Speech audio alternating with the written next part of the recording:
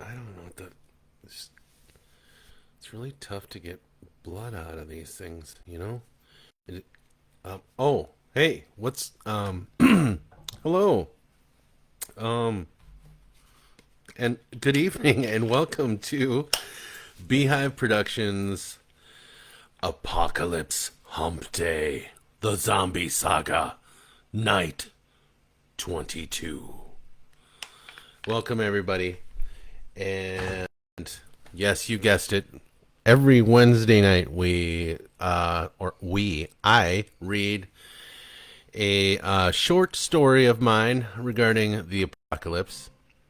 And we have worked our way all the way into my zombie saga, which started with a few short stories from my books and made itself into a novel called Zechariah 14:12, Humanity's Last Stand. And we have been reading a chapter every Wednesday for 22 nights so far. But we are on chapter 20 now. When we last were hanging out with our heroes, Chris Emerson and Brent Falcone, Hal Iverson, Kyla, and Dave. Well, Dave got shot and is dead now. Brent also got shot. He's wounded. And they had some people show up at their place. Top of the evening to you too, brother, or something like that. Good to see you, Kev. Yeah, so they got some a crazed minister showed up on their front lawn with his followers, and they were none too friendly. And we left them with the cult trying to break their way into Hal Iverson's house where they're holed up. And that brings us to chapter 20 tonight, where we will be looking in on Len Emerson, who has made it to the Moon Valley County Fairgrounds, where the military has set up the last stronghold for southern Minnesota. And he has sentry duty tonight, so we'll be going out on duty with him. Haha, I said duty. I totally said it. His name was Brad. Was it? So anyhow, yeah, they yeah, so he's going to be doing that. We'll be joining him shortly, but of course, the crazed minister is Brad, huh? Is that what it is? I am ordained. I should start a church, maybe. Anyway, if that's the case, I'm going to start marketing Kool-Aid at the b.hive Production Studios merch shop. That'll be something I can add on to. Yeah. Anyway, among other things that I probably shouldn't say. Anyhow, so I kind of started something here. It's Kevin's favorite part of the show, and that is really horrible zombie jokes. And so in honor of Kevin, my favorite drone from Florida, let's get started on those.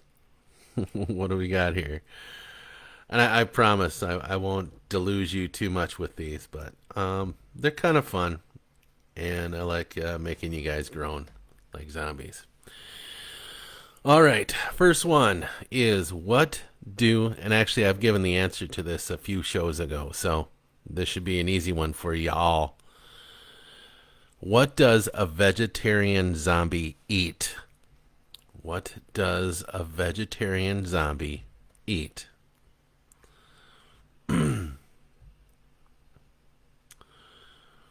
Keep in mind, regular zombies that eat meat always say brains. So what do vegetarian zombies say? I just gave you a huge clue.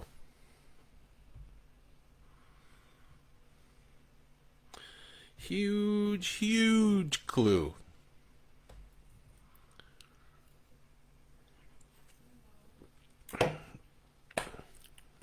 Anybody? Well, instead of saying brains, cauliflower. Close, Elka. Close. They say grains. Hey, welcome, Chuck. Thanks for bringing the bees with you. Did you bring the badgers as well? Kevin might need some. All right, on the next horrible zombie riddle, we've got this. You walk into your house and you see three doors you've never seen before. Door 1 has a vampire bat that will suck your blood. Door 2 has zombies that will eat your brain. And door 3 has a lion that hasn't eaten for over 6 months. Which door do you go through? Ding, ding, ding, ding, ding, ding, ding. Thanks, Chuck. We need the badgers. The show would be nothing without badgers. Badgers? We don't need no stinking badgers. No, we need them. Don't ever let anybody talk you out of badgers. And don't roll your eyes, Stephanie.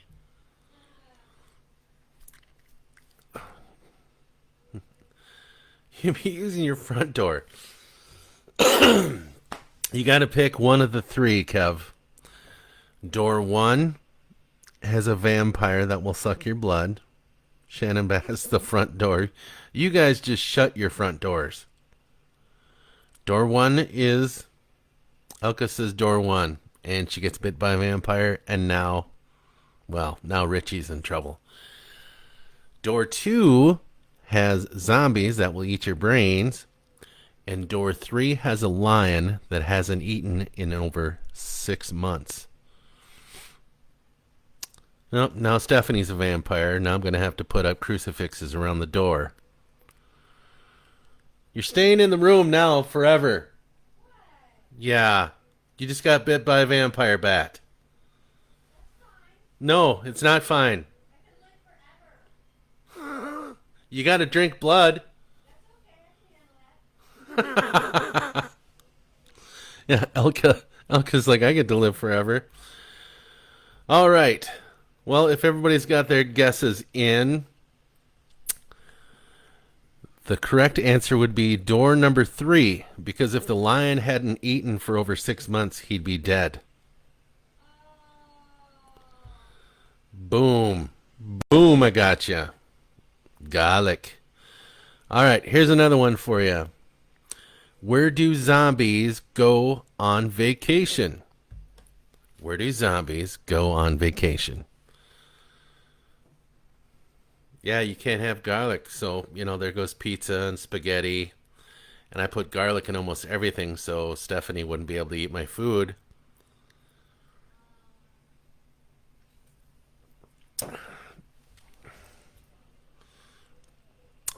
I'm not sure what you're saying there, Kev. B bracket O? B-O? Fairmont. Is that where zombies like going on vacation? Is Fairmont? Zombie Land. Good one. That is a good one. I actually like that better than the actual answer.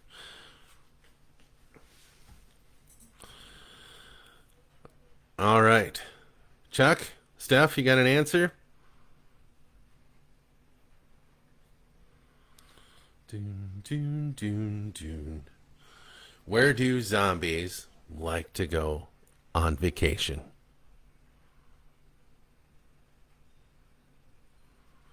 Is that where you're going to go on vacation when you come back up here, Kev? You're going to go to Fairmont?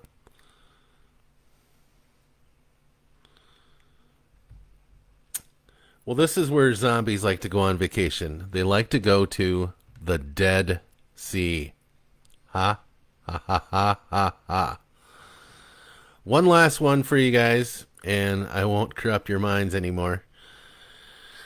What did the zombie bring to bed? What did the zombie bring to bed? TC, wherever they want.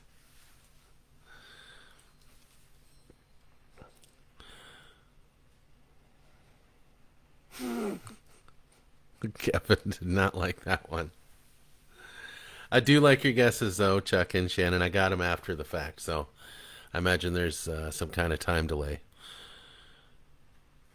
And ding, ding, ding, Stephanie got the answer. If you guys are not able to read the comment that you put down, it's a teddy bear.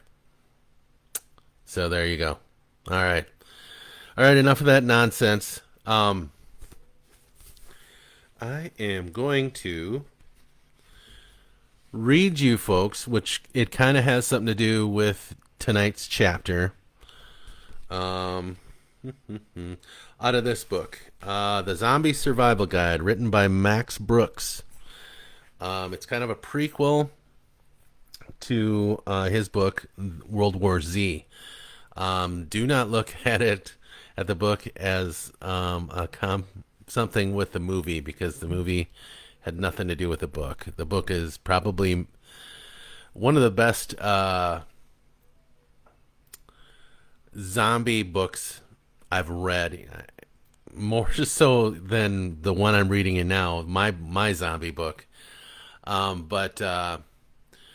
Yeah. Anyways, he goes into a lot of detail on this one, on different tactics and everything, on how to take down zombies, how to survive, what to look for, and everything like that. And I've just been picking out little parts here and there that kind of go with the scene that we're going to be reading that night. And this is called Different Tactics. What do we got here? What is it actually called? Different Strategies to destroy zombies. And I'm going to read the part that says, making a motorized sweep. Almost the polar opposite of a stampede, the motorized sweep is a slow, calm, methodical approach. Your hunters, traveling in large, powerful, well-protected vehicles at speeds no greater than 10 miles an hour, patrol the infested area. Sharpshooters pick off the undead, one shot at a time, until none are left standing. Trucks work best because they offer snipers an easier, safer vantage point from the roof. Although this tactic reduces the mop-up time of a stampede, each body will have to be inspected and disposed of. Open areas are ideal for the motorized sweep, although the slower speed involved allows limited use of this tactic in urban areas. As with all motorized vehicles, avoid dense and or tropical areas. And once again, as with the stampede, you will still need to plan for an extensive mopping up period. Taking pot shots from the roof of your Chevrolet Suburban will not get that last zombie at the bottom of the pond, locked in a closet, wandering the sewers, or lurking in a basement. So, this has to do with tonight's chapter because, well, I mean, you're going to find out, but I'll give you a little hint. Len is going on patrol for the first time.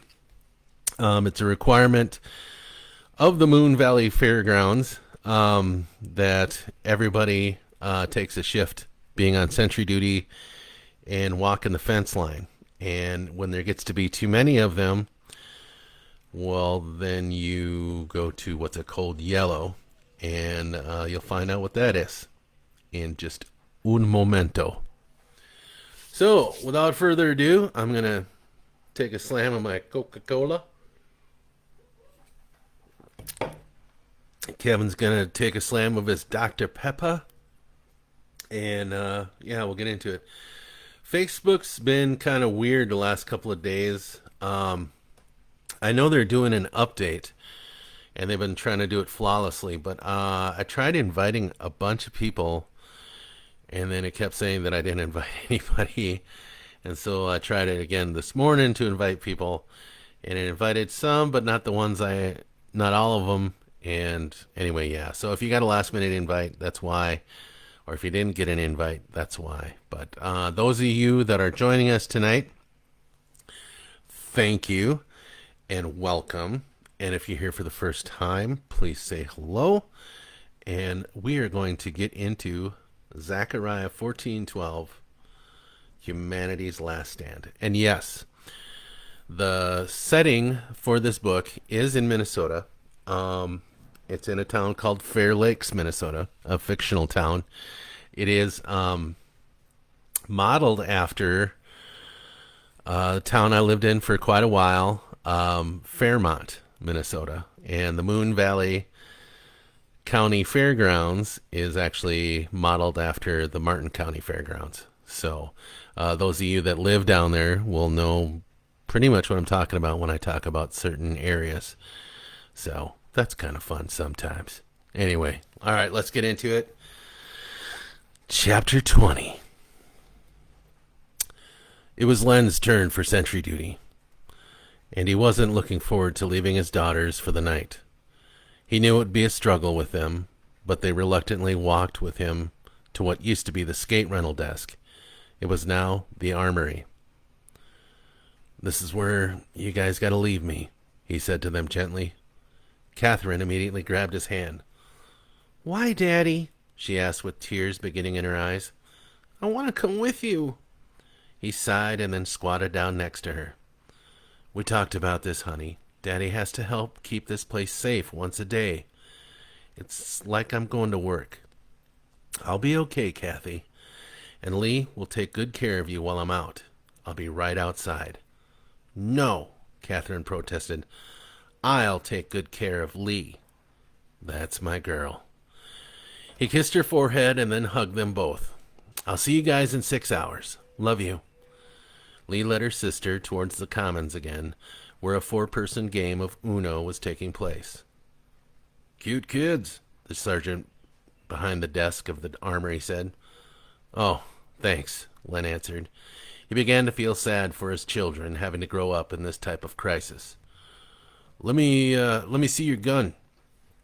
Len handed over the 9mm Smith & Wesson. "Stuck you with a 9mm, the sergeant laughed and shook his head. "You won't do much damage with that." He handed Len 6 full magazines he had stacked behind him. "Here. These are hollow points. At least you can scramble their heads with these." Len looked at the clips reluctantly. "Will I need this many?" he asked. "And then some. I'm not going to lie to you, sir. I have no idea what you'll see out there along the perimeter. But there aren't many of us to spread around on teams, so we can't monitor the entire fence line." "Fan-fucking-tabulous," Len muttered. "You'll be paired up with someone from your shift. Do not separate for any reason from your partner." "Okay," Len answered as he became extremely nervous. What will happen to my daughters?" The sergeant got a flash of emotion in his face, and then it was gone faster than it came. "Your daughters will be cared for as long as there are people here alive to care for them," the sergeant said. "But don't worry yourself too much. If we have a breach and it gets thick, we have security protocols worked out to ensure the safety of everyone inside the arena." The thought of them being alone without a parent made him so sad he almost cried. But he swallowed that sad knot in his chest and joined his crew in the lobby of the ice arena. "Emerson!" called the shift leader. "It's your first night, so listen up. You'll be teamed up with Doble. He hasn't lost a partner yet." Terrific, he thought to himself. "You'll go out in your teams and make your rounds along the outer perimeter. Just follow the fence line. If you encounter any deadheads, which you certainly will, call in your sighting on the radios. The towers will then spotlight the area while you exterminate your target. Any questions?" Len had a million of them, but didn't have the time for them all.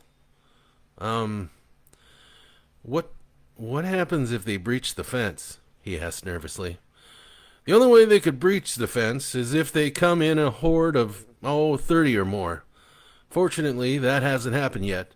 But if it does, a yellow alert will sound and safeguards will be implemented. Now, if there isn't anything else, the current shift would like to get some shut-eye." Doble, a Vietnam veteran who was in great shape for a man of his years, patted Len on the shoulder, and they headed out into the night. "How long have you been here?" Len asked. "The first place I headed when shit hit the fan was the National Guard Armory," he answered while checking the fence line with his flashlight. It was then decided that we couldn't hold that very long. So, when the hordes began, we packed up and moved the operation here. When the first of the deadheads began to show up from Mankato and New Ulm, I reckoned, it didn't take long for their groups to form. It happened so fast. So, about 3 weeks? Len asked. Doble nodded over at 2 Abrams tanks, parked between the ice arena and the 4-H building. I helped drive those 2 tanks in here. Doble lit a cigarette and then continued. The 4-H building is our hospital, if you haven't heard. Yeah, I visited there, Len said. Well, we've got 2 medics, an LPN and 2 RNs working around the clock. As a team, we do welfare checks to make sure none of the wounded is turned. And if they do, come on in, I'll show you. Len had been in the first area, sort of a makeshift urgent care, but beyond the dividers was something completely different. There were 28 cots set up in a triage. These were patients who were wounded or needed specialized treatment. Beyond them, a fenced-off area held 6 beds. There was a locked gate securing the area. These were the victims who had been bitten or had been compromised by the RAC-V virus. These patients were strapped tight to their beds. How are things going? Doble had asked the RN, who was checking the dressing on one of the patients, who had a nasty wound from a car accident. There are 2 that are just about to turn, the RN said solemnly. She was the one who had helped fit Len with his brace. Bed 2 and 6. Let's go, Emerson, Doble said. We've got work to do. He unbolted the gate and closed it behind them, bolting it from the inside. They walked up to bed 2 first. A blonde woman laid there with a large chunk bitten out of her hip and upper arm. Her skin was turning a blue-gray, the color of the deadheads. She was starting to screech and foam at the mouth with the thick black froth. See that black? Doble asked. Len nodded silently as he tried to keep his supper down. That's that damn virus. Turns your blood black. The scientists think the virus actually tries to convert the host into itself, which I guess, in essence, it succeeds. Do they know where all this started? The woman's eyes were pitch black, like 2 obsidian orbs, and she stared at them like an insect, pulling on her restraints and growling at them. Rumors, Doble said. That's all there are, just rumors. The only viable one that I'm sure the government will not admit to is that it started here, in the States. Testing facility in Middle America, some biochemical weapon got out of its test tube. Some goddamn pot-smoking liberal hippie scientist fell asleep at the wheel. Doble put out his cigarette on the dirt floor. Well, Doble asked, want to take the first shot? As quick as Len shook his head, Doble had already put 3 holes in her head. Her skull exploded and left a black gooey mess on the pillow and the curtains behind her. Son of a bitch, Len gasped under his breath. I'll let you do bed 6, Emerson. They turned, and it was a 13-year-old boy. He was crying, still holding on tightly to the last of his humanity. Oh, God, this hurts, the kid howled. His hair was ginger with a full face of freckles. He was probably a classmate of Lee's. I don't want to die, mister. Please, I don't want to die. Len sat there and stared at the boy with pity and uncertainty. Take aim, Len, Doble said. I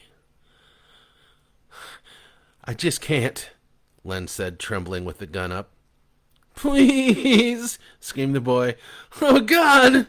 Oh, God, it's inside me! I can feel it inside me! Len let out 4 rounds into the boy's face. The back of his head was a ruined mess, and he plopped down onto the bed, finally at peace. You can't think about this shit, Emerson, Doble said finally. You'll end up dead. They left in silence, passing a couple volunteer orderlies who would gather the bodies and incinerate them outside the building. When they got outside, Len leaned forward and threw up, feeling a bit embarrassed. "Don't worry about it, son," Doble said like a father. "Happens to even us hard-asses once in a while." Len wiped his mouth. "Heads up, tower," came a call off the radio. "We've got 7 of them on the south-southeast perimeter." Len had jumped. "What do we keep on our perimeter check. They'll have help to secure that area." They walked towards the racetrack on the south end of the fairgrounds. Another call came across on the radio stating 12 deadheads were on the northwest corner of the fence line. "Busy night," Doble said, lighting up another cigarette. "Yellow alert," came across the radio from the shift commander. "We've got 6 coming in from the woods. I repeat, yellow alert." "What does a yellow alert mean?" Len asked, not really wanting to know. "Well, it means you're lucky. You get to run this drill for your first time, for real," Doble said with the tease of a smile on his mouth. "I don't feel the least bit lucky at all." "Nonsense. Follow me." They ran over to where the horse barns were. There were 3 Humvee vehicles parked there with a large gun mounted on the back. "Keys are in the visor," Doble said as he hopped up on the back and began to prime the weapon. Len started the Humvee. "What now?" "Head over to the southeast gate." Len moved the vehicle over to the east gate, and a group of men opened the gate for him to drive through. Doble?" Len asked, unsure. "Come on, Emerson. Let's go muddin'." Len tore off outside the gate, and they met up with their first group of deadheads. The M2 50 cal machine gun roared to life and ripped through the group of infected ferociously.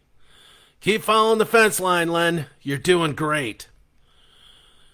The vehicle bucked like a wild bull as they made their way across the perimeter, ripping through the growing mass of infected, animated corpses. Empty bullet casings were hitting the back of Len's head. Doble sounded as if he were in his element, wailing like a cowboy at a rodeo. They made the last turn and flattened the line of deadheads that were beginning to advance on the compound. "Let's take this thing out, Len," Doble shouted from the gun mount. "We'll make sure we don't have any more coming out of the woodwork." As they made their way out to the road, Len had an idea that he wanted to take the Humvee to Woodlawn Avenue. The urge was so great. He began weighing the consequences of leaving his kids behind to get their mother, to get his wife. "Len?"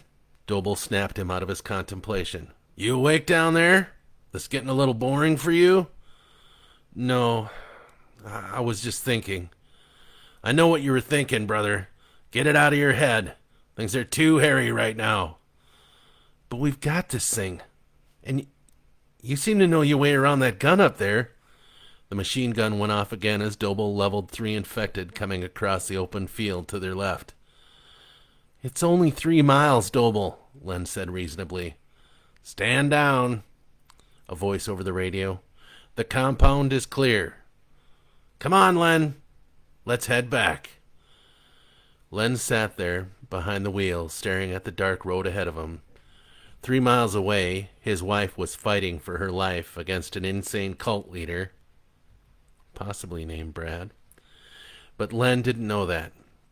He only knew she was safe in a house with plenty of backup to keep her safe.